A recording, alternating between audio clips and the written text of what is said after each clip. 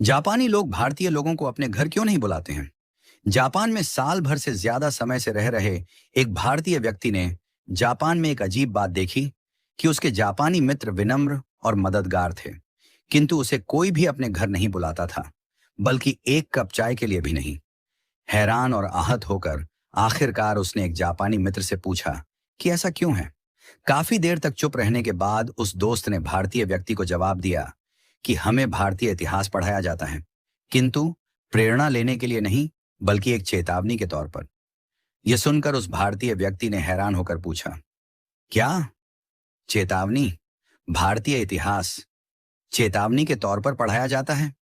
Please बताओ, ऐसा क्यों है? तब जापानी दोस्त ने उससे पूछा कि बताओ, कितने अंग्रेजों ने भारत पर राज किया था? तब भारतीय व्यक्ति ने कहा, शायद लगभग 10,000।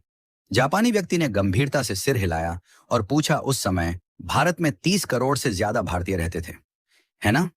तो फिर तुम्हारे लोगों पर अत्याचार किसने किया? उन्हें कोड़े मारने, यातना देने और गोली मारने के आदेशों का पालन किसने किया था?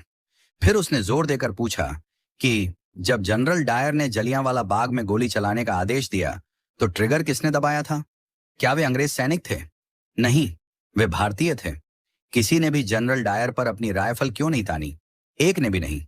फिर उसने कहा, तुम जिस गुलामी की बात करते हो ना, यही तुम्हारी असली गुलामी थी, शरीर की नहीं, आत्मा की। वह भारतीय व्यक्ति जड्डवत, मौन और शर्मिंदा खड़ा सुनता रहा। जापानी मित्र ने आगे कहा, चलो बताओ, मध्य एशिया से कितने मुगल आए थे? शायद कुछ हजार। और फिर भी उन्होंने सदियों तक तुम पर राज किया।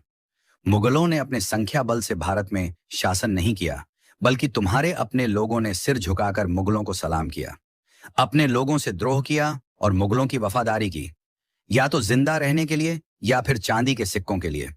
तुम्हारे अपने ही लोगों ने अपना धर्म परिवर्तन कर लिया, अपनी बहन बेटी मुगलों से ब्याह दी।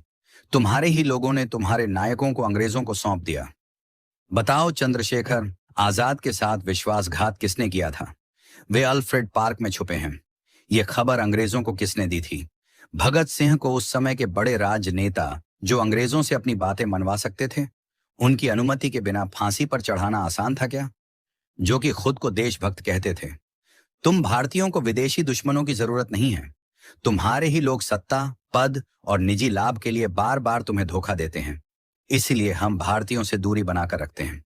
जब अंग्रेज हांगकांग और सिंगापुर आए थे, तो एक भी स्थानीय व्यक्ति उनकी सेना में शामिल नहीं हुआ। लेकिन भारत में तुम सिर्फ दुश्मनों की सेना में ही शामिल नहीं हुए, बल्कि तुमने उनकी सेवा की, उनकी पूजा की। उन्हें खुश करने के लिए अपने ही